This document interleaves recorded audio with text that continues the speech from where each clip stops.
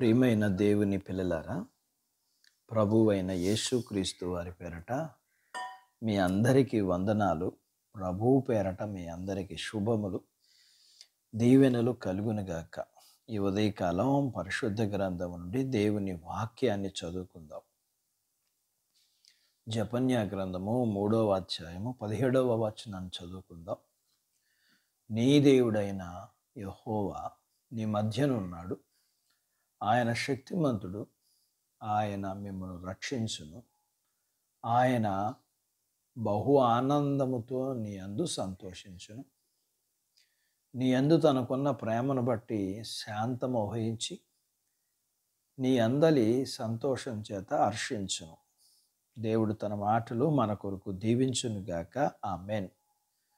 ప్రియమైన దేవుని పిల్లలారా, ఇది ఎంత చక్కని మాట.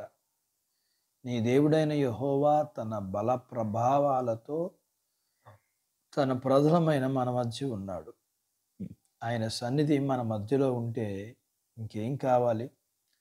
మనలను శాంతి సమాధానాలతో నిరీక్షణతో పరచడానికి అది చాలు కదా. బుద్ధి జ్ఞాన సర్వసంపదలు ఆయన యందు గుప్తమైనవి.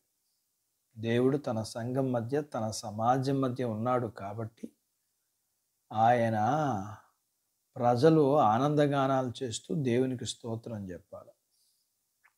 మనం ఆయన సన్నిధిని మాత్రం కలిగి ఉండడం మాత్రమే కాదు, కానీ ఆయన తనకు ఎంతో ప్రీతి పాత్రమైన రక్షణ వాక్యాన్ని, రక్షణ కార్యాన్ని కొనసాగిస్తాడు. దేవుడే మనల్ని రక్షిస్తాడు. అవును, ఆయన ఎప్పుడూ రక్షిస్తూనే ఉంటాడు. కాబట్టి అదే అర్థాన్నిచ్చే ఆయనకు యేసు అని పేరు పెట్టుకున్నారు. యేసు అంటే తన ప్రజలను వారి పాపముల నుండి రక్షించి రక్షకుడని అర్థం కదా. ఆయన మనల్ని రక్షించే మహాశక్తివంతుడు గనక మనకు ఏ అపాయమునకు మనం భయపడవద్దు. ఇక్కడితో ముగిసిపోలేదు. ఆయన ఎప్పటికీ మార్పు లేనివాడిగా ఏకరీతిగా ఉంటాడు. ఆయన మనల్ని ప్రేమిస్తూనే ఉంటాడు. ఆయన మనల్ని ప్రేమించడం ఎప్పటికీ ఎన్నటికీ మానుకోడు. ఆయన ప్రేమ మనం నేర్చుకుందాం. మనం కూడా ఆయనను అత్యధికంగా ప్రేమిద్దాం. ఆయనలో ఆనందించడం నేర్చుకుందాం. అట్టి బాధ్యత దేవుడు మనకు దయచేయునుగాక. ఆమేన్. ప్రార్థించుకుందాము. నాతో పాటు ఏకీభవించండి. మమ్మలను మిక్కిలిగా ప్రేమించిన మా ప్రియ పరలోకపు తండ్రి, మీ పరిశుద్ధ నామమును బట్టి మీకు వందనాలు. ఈ ఉదయకాలం మీ పాదాల దగ్గర మీ లేఖనాన్ని మేము నేర్చుకోవడానికి సహాయం చేశారు. నేర్చుకున్న లేఖనపు సత్యాన్ని బట్టి మేమందరము మీరు మమ్మల్ని బట్టి మీరు మా మధ్య ఉండడానికి ఇష్టపడే దేవుడివి, మమ్మల్ని రక్షించే దేవుడివి, మమ్మల్ని బట్టి ఆనందించి సంతోషించే దేవుడివి.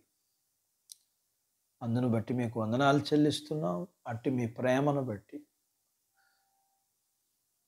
ప్రేమను బట్టి మేము కూడా మిమ్మల్ని ప్రేమించేవారిగా ఉండగలగటానికి మాకు సహాయం చేయండి. మీ పిల్లలను దీవించండి. చిన్న బిడ్డలను, యవనస్తులను, వృద్ధులను, స్త్రీలను, పురుషులను దీవించండి. వారి చదువులు, ఆరోగ్యాలు, ఉద్యోగాలలో సహాయం చేయండి. ఉద్యోగ ప్రయత్నాలలో విజయాలు ఇవ్వండి. ఉద్యోగాలలో ప్రమోషన్స్ ఇవ్వండి. చేతి పనులు, వ్యాపారాలు, పొలాలు, పశువుల్ని దీవించండి. వివాహాలు కాని వారికి అవడానికి, గర్భఫలములు లేకున్న వారికి గర్భఫలాలు ఇవ్వండి.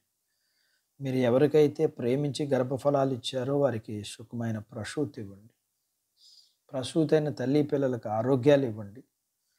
మీ పిల్లల అవసరాలు, సమస్యలు, బలహీనతలు, రుణాలు నుంచి విడిపించి మీ పిల్లల్ని దీవించండి. మీ పిల్లలకు మీరు సిద్ధపరిచిన పరలోకపు భూ సంబంధమైన దీవెనలకు పాత్రులుగా చేయమని యేసు ప్రభు వారి పేరట స్తుతించి ప్రార్థించి అడిగినవన్నీ పొందుకొని ఉన్నాము తండ్రి. ఆమేన్. దేవుడు మిమ్మల్ని దీవించునుగాక. ఆమేన్.